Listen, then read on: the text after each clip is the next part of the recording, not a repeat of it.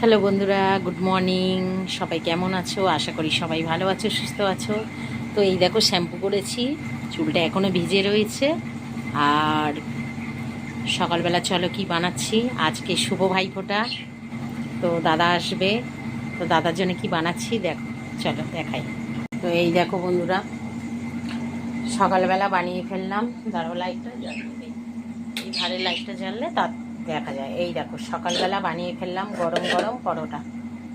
দাদা যেহেতু বেশি তেলে ভাজা খায় না, লুচি খেতে ভালোবাসে না, তাই এই দেখো নরম নরম, এই দেখো একদম নরম তুলতুলে একদম পরোটা বানালাম।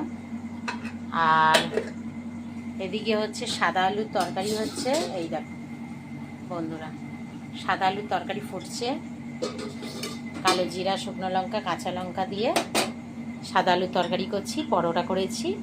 আর এইটা তো তাওয়াটা ঢাকা দিয়ে রেখেছি। আর এইখানে হয়েছে, দেখাচ্ছি তোমাদেরকে। তো এই দেখো, এই হয়েছে গরম গরম ভাত। যেহেতু আমার ছেলে পরোটা, লুচি এইসব তেলে ভাজা খায় না, তাই ওর জন্য ভাত হয়েছে। ভাত দিয়ে মাংসর কালকে স্টু আছে, স্টু দিয়ে আমার ছেলে খাবে।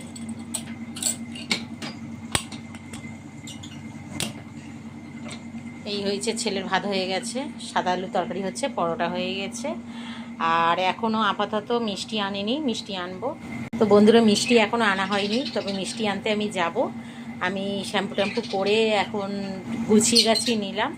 তারপরে আমার দাদাকে ফোঁটা দিয়ে আমি যাব আবার আমার জেঠিমার বাড়িতে। জেঠিমার ছেলেকে ফোঁটা দিই, রাখিও পড়াই, ফোঁটাও দিই। তো আমার দাদা আসবে, আমার দাদাকে আগে ফোঁটাটা দিয়ে দেবো, দাদা চলে যাবে। তো দাদা যদি খায় দাদা খেয়ে যাবে, আর নাহলে দাদা গুছিয়ে নিয়ে যাবে, দাদাকে দিয়ে দেবো।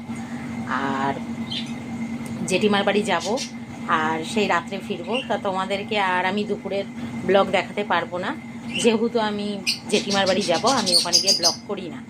তাই জন্য আমি আমার ঘরেতে যতটুকু পারি ততটুকু আমি এখানে ব্লগ বানাই। তো তোমরা সবাই ভালো থেকো, সুস্থ থেকো। আর আর আমি এবছর খুব খুশি। তো 2 বছর ধরে আমার দাদার সাথে আমার একটু রাগারাগি হয়েছিল, তো ফোঁটা আবার আমি পড়াতে পারিনি, আমার খুব কষ্ট হয়েছিল, কেঁদেছি আমি। তো এবছর আমি খুব হ্যাপি, খুব হ্যাপি।